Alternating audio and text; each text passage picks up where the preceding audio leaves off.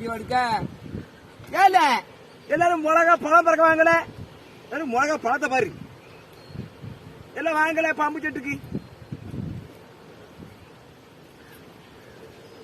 மிளகா பழம் பறக்குதான்.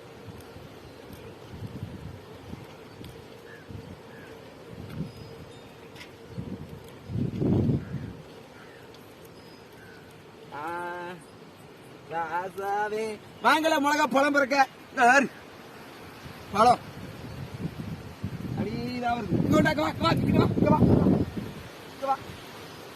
பழக்கத்தை பாரு. கிட்ட காட்டு மிளகா பழத்தை பாரு.